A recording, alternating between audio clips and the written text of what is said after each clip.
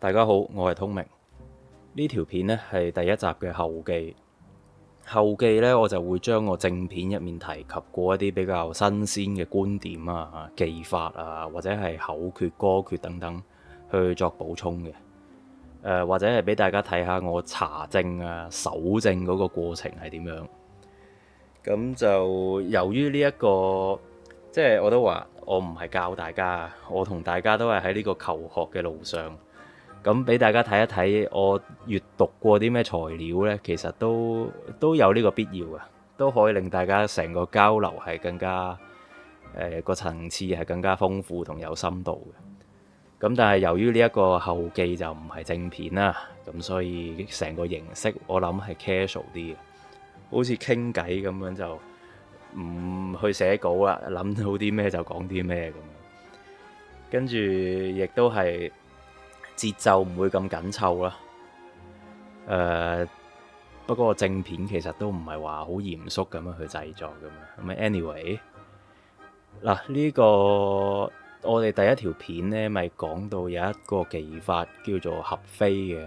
咁合飛就我諗好多人包括我在內啦，一開頭一聽到話兩個夾木可以夾出一個幾土喎，即係兩個夾木伏吟嘅情況係會有一個佢嘅五合或者六合嘅存在喺度喎，即係光之伏吟啊，竟然有佢嘅五合或者六合嘅存在，呢一個係唔係好直覺去諗到嘅。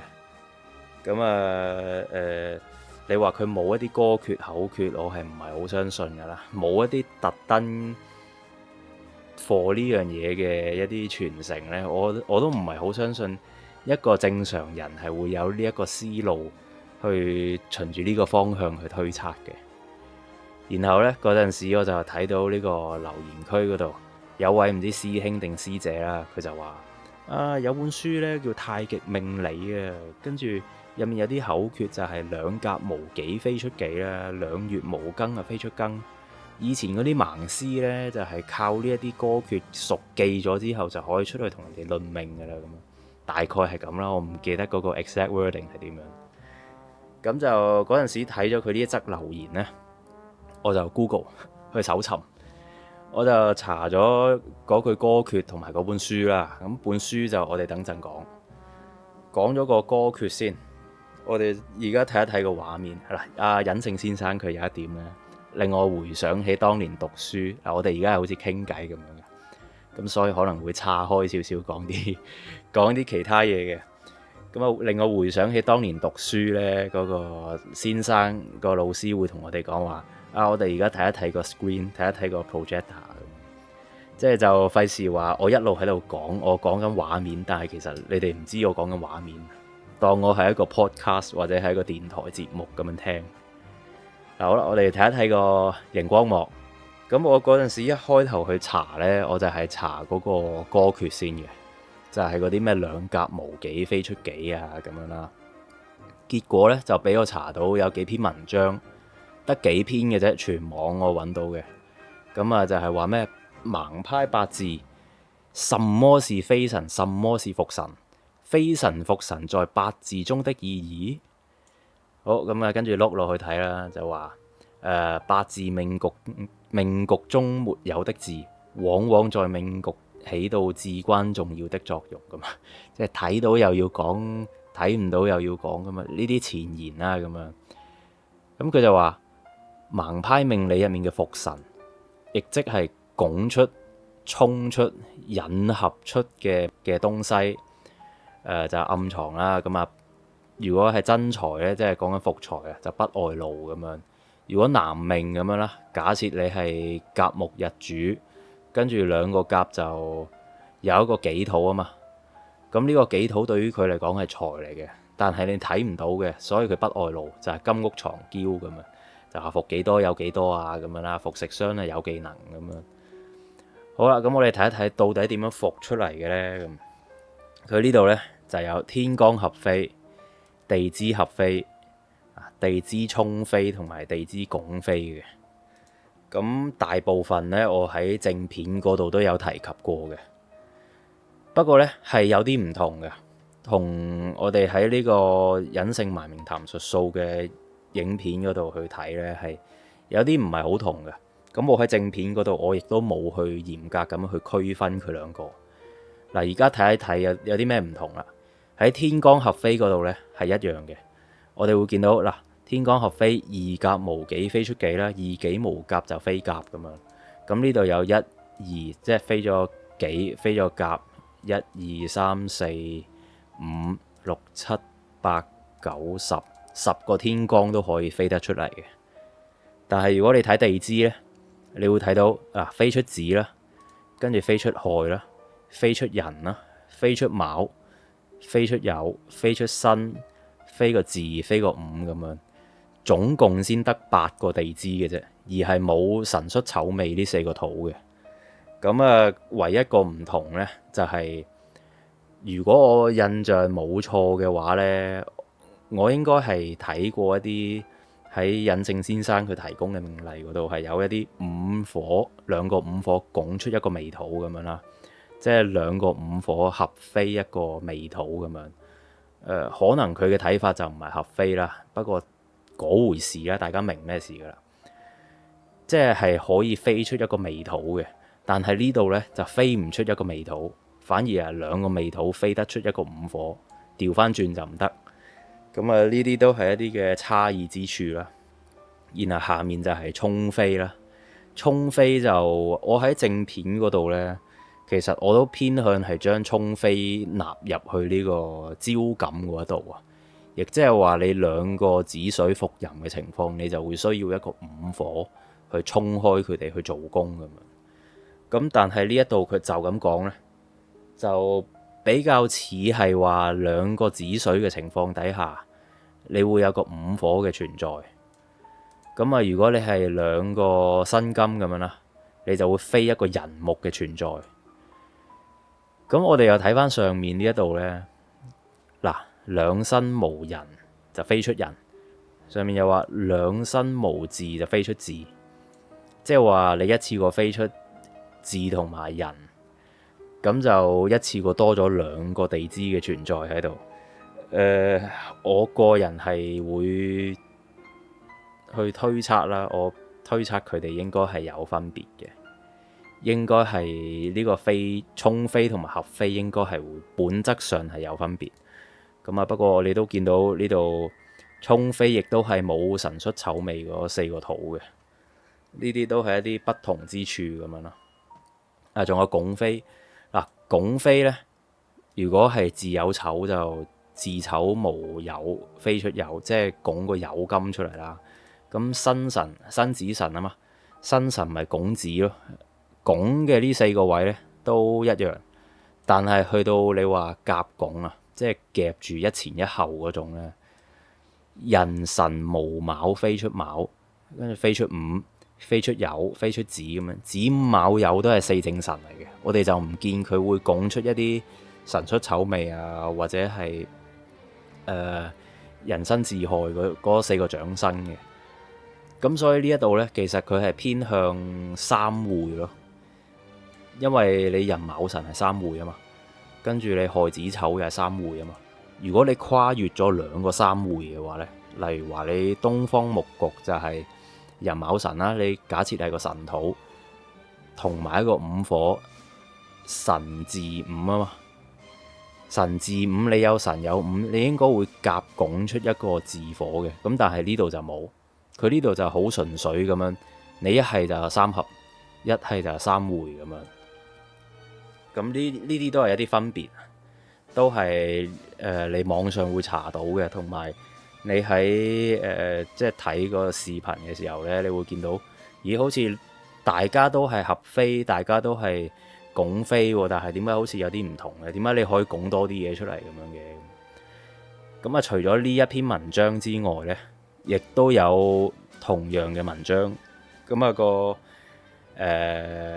內容其實大同小異啦，都係嗰回事嚟嘅，都係講緊合飛啊，跟住沖飛啊、拱飛嗰啲嘢。咁差別就在於有一啲可能會俾多啲命例你去同你講話，嗱，咩情況下會拱出呢一樣嘢，然後嗰樣嘢又係代表乜嘢嘅，就例如話呢個命例咁樣啦，乾做應該係年月日時咁樣，年同月兩個月木，兩月無庚就飛出庚。咁呢個庚金呢，係日主壬申，壬水日主，咁庚金咪就係印星咯。咁既然你伏咗一個印星喺度嘅話呢，其實你就係嗰個學業啊各方面會比較叻嘅。咁當然你會見到佢仲有配合一啲白虎啊、青龍啊、六合啊嗰啲，嗰啲我就唔係好熟，嗰啲反而我會聯想到呢個六壬嘅12天象咁樣。不過好似有啲盲派咩串宮押韻嗰啲嘢呢，都係有提及過呢啲咁嘅，唔知係神煞定乜嘢啦。咁跟住下面又有講話病符咁樣，病符都係啲神煞嚟嘅。不過佢就可能係同青龍白虎嗰啲拍埋一齊咁樣，就並列咗12咁樣。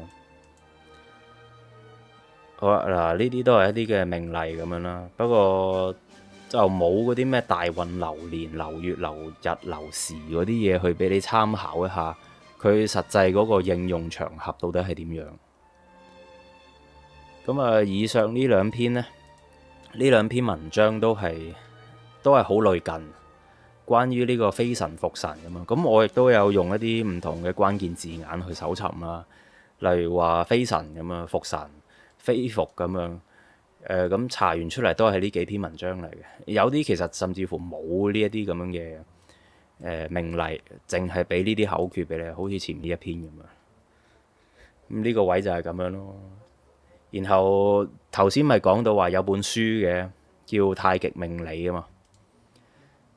跟住我哋又睇一睇個畫面啦。《太極命理》呢本書呢，佢係個作者筆名叫半桶水。咁呢本書呢，其實你如果上網去查呢，好多時候都係屬於呢個。我唔知可唔可以 show 呢個書店網頁出嚟喎？唔知咁樣 show 得唔得喎？咁我就咁講啦。如果你去查呢，你會發現呢本書係個庫存好似比較緊張啊。咁我有睇到實物啦，我有去書店嗰度睇到實物啦。佢入面係的確有呢一首歌訣喺度嘅，即係同前面一樣嘅，都係天干合飛啊、飛伏啊。跟住對於呢啲飛伏嘅性質，佢亦都會去形容話例如你男命伏財就金屋藏嬌，女命伏官殺就係有情人，伏幾多有幾多咁。其實大同小異，差別位都係好細。然後至於佢係點樣去運作、點樣去操作咁樣，都冇乜點樣去詳細講到。呢啲始終都係一啲比較新穎嘅技法。咁從我哋呢啲叫做新手咁樣啦，都係比較希望睇到呢啲應用場合嘅。不過比較難去揾到。好啦，第三個位啦。第三個位呢，我就查到有一個叫強運網嘅網站。呢個網站個形式呢，就好似以前嗰啲 blog 同埋2010年前後嗰啲論壇網站嗰個架步咁樣。咁個網主呢，我姑且叫佢做網主啦。個創辦人叫佢做網主。網主佢係話佢自己師承呢個盲法嘅盲派八字。不過大家都知啦，盲派八字呢，其實佢個傳承就冇話一個好正統、好正式、官方傳承咁樣。往往都係無論你明眼人或者失明人士都好啦，你悟到幾多呢？嗰個就係你嘅盲派八字。可能佢係有一啲好正式嘅傳承嘅，不過我認知入面就唔係好知道啦。總之呢，佢呢個網主就話佢師承盲法。咁喺呢篇文章嗰度，佢有介紹到佢呢一個用嘅流派呢，嗰個三命體系。呢個三命就唔係六命法嗰個連綱啊、連支啊、納音嗰種三命，而係講緊神命、體命同星命。我哋睇一睇個畫面啦。佢係有三個，你當係層面咁樣啦。簡單啲嚟講呢，就係體命。體命係我哋平時睇到嘅八字，就係你明眼可見嘅可見之形啊。要去形容嘅話，就好似你嘅身體咁樣。你身體就係一個可以睇到、可以觸摸到、可以叫咩 interactive 嘅一個軀體，一個載體喺度。你冇咗呢一種載體咧，你嘅生命就即係一個生命，佢冇咗呢一種咁嘅軀體作為一個載體，其實乜都唔使講。咁呢一個就係體命啦。呢個就係我對佢體命嘅理解。然後呢，你有可見之形，你就自然有不見之形啊嘛。見不見之形，無時不有，係咪？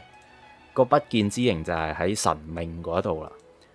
有啲咩係不見嘅呢？一個八字入面，納音咯，光之合化啦。我哋成日都話合而不化，係咪？好多時候，如果你睇五運六氣呢，佢咪話甲己就合化土噶嘛。不過如果你喺八字嗰度見到有甲有己，佢唔一定合化土嘅。有啲流派甚至話係合而不化。咁佢合化所生嘅氣呢，佢亦都歸納去呢一個神命嘅層面嗰度。咁啊，仲有星命，星命就係呢個要講一講佢呢一個呢個流派，佢就係會擺埋呢個星學上面，即係星上個星啊，擺埋一啲占星上面嘅元素入去並用，例如話六壬啊、紫微啊、七正四餘咁樣，佢會擺埋落去同八字兼用嘅。咁星命就係以呢個命宮展開12宮咁樣去睇嘅一個層面，就有各種嗰啲叫咩？嗰啲星體嗰個格局係點樣嘅，即係擺位係點樣啦，就會影響到啲咩，例如性格啊嗰啲嘢咁樣啦。我哋主要睇呢個神命嗱，佢呢一段講神命啦，咁前面就係納音啊，或者係一啲合化咁樣。去到呢度呢，有一句仔嘅，就話另外如兩申引出巳，兩庚引出月等，非神用法，實際上也是屬於神命的體系。咁呢度其實佢就好簡略咁樣一句過，亦都冇前面見到嘅咩兩甲無己非出己嗰啲歌訣整合啊。佢呢個真係好簡單咁樣一句就過噶啦。不過我覺得都頗有意義嘅，就係起碼佢有個觀點就係原來兩個申金合飛，或者你中意叫佢夾出嚟啦，兩個申金夾出嚟嗰個巳火呢，或者你兩個甲木夾出嚟個己土呢，佢係屬於不見之形嘅體系，屬於不見之形嘅層面。咁我覺得呢一個觀點都可能有少少參考價值。嗱，我唔係話佢啱，係我哋思考上面多一個角度嘅啫。即係例如傳統子平咁樣啦，佢有捉用神咧，佢會捉咩格局嗰啲噶嘛，咩扶益啊、調候啊、通關病藥嗰啲，嗰啲都係唔同層面嘅。據我嘅理解，咁佢呢一種亦都係佢個思路就係話，佢係喺不見之形嘅層面嗰度去論嘅呢一啲咁樣嘅合飛出嚟嗰啲。以上咧就係三個比較。我有睇過嘅一個 source 啦嘅一啲資料咁樣啦。除此之外，我亦都有睇過一啲片嘅。有段片就係佢有講話飛神，你可以查到嘅。你直接寫八字飛神咁樣，你會見到有段片。亦都有一啲話咩入室弟子秘笈啦。咁個喺個目錄嗰度有提及過關於呢啲飛神伏神咁樣。不過我睇唔到入面啲內容係點樣啦。咁啊，而呢條片同埋呢啲咩秘笈咁樣，亦都係人哋一啲嘅課程，一啲嘅開班授徒嘅內容。我呢度其實我都冇咩去評論，都冇乜嘢可以評論，因為就我所見嘅嘢呢，佢哋同我今日 show 俾你嗰啲呢，都係大同小異。係啦，咁啊，去到呢個位呢，就係關於上條片所提及過一啲無中生有嘅天干地支啊，特別係合飛啦，我睇過嘅啲資料咁樣啦。咁你會發現咧，佢哋有個共通點嘅，就係冇提及過最早嘅出處喺邊度啊。即係如果你係好似我咁樣，我一定要去打爛沙盤問到篤啊，引經據典。你同我講佢一開頭係邊一個人提出嚟嘅，點解佢會有呢個觀點咁樣？咁就比較失望啦，就比較難受，因為你係睇唔到佢有一個比較統一嘅口徑同你講話，佢最開頭係邊個提出嘅，咁就令到你呢一個尋寶嘅過程啊，又再需要持續多一陣啦。咁大概就係咁樣咯。另外有一啲得意嘢可以分享下嘅就係前面嗰本書呢，《太極命理》啦。咁啊，個作者其實佢係用一個六柱論命啊，或者甚至乎係九柱論命嘅方法。而個論命中心點呢，亦都唔係喺個日柱嗰度，而係喺年柱嗰度，同呢個六命法呢都係一樣，擺喺年柱嗰度。咁佢個六柱呢，或者咁講九柱啦，有3條柱係胎命身、胎元命宮、身宮。咁另外嗰6條柱呢，4條就係最常見嘅年月日時，仲有2條柱係時間跨度更加大嘅運柱同世柱，亦即係邵雍喺《黃極經世》嘅學説入面提及過元會運勢嘅運同世，即係1世30年，跟住12世一運嗰個。咁所以佢呢個遲下講啦。總之就係遲下有機會都可以同大家講一講，交流一下有冇睇過一啲比較特別嘅論命觀點咁樣啦。咁仲有就係咩呢？前面嗰啲口訣呢，或者有啲網站啊，有啲書籍佢有提到或者冇提到嘅。咁呢，我哋睇一睇，例如呢一度咁樣啦。盲派4柱八字命理啊，非神伏神嘅應用法則。前面呢段前言呢，就係同你講話嗱，伏乜嘢就有乜嘢噶啦咁啊。咁去到後面呢一度呢，佢就有一句呢，有少少討論空間嘅，有啲位可以傾偈嘅，就係但歲運露出之時，就是失去之期。前面呢篇文章好似都有，係啊，即係佢伏咗喺度啦。但係一歲運一趌個頭出嚟嘅時候呢，兩甲如果無己，佢會飛一個己出嚟啦，飛一個你睇唔到嘅己土出嚟啦。但係當歲運一到嘅時候，例如話己運或者己年咁樣，咁個己土一趌個頭出嚟呢，就係失去之期咁樣。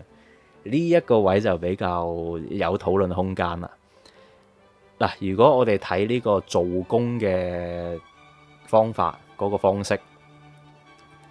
盲派八字呢，我呢度講緊嘅係隱姓埋名談術數呢個頻道入面提及過嘅一個做工方式啊。佢就話你個殺星係好重要嘅，因為佢可以幫你衝開去做工。相反，如果你伏吟，你被黏連，你被合實合到實一實，一啲可以鬆動嘅自由度都冇，完全做唔到工呢，就係你響起警鐘嘅時候。咁佢呢一個歲運露出嘅時候，舉個例子啊，你例如話，好，呢度我哋見到丙火跟住丙戌日、丙申時兩個丙火係咪？咁佢就飛一個辛金出嚟。呢個辛金你正常睇唔到噶嘛？但係當歲運嘅辛金一到嘅時候呢，咁呢個辛金係咪俾兩個丙火合到實一實啊？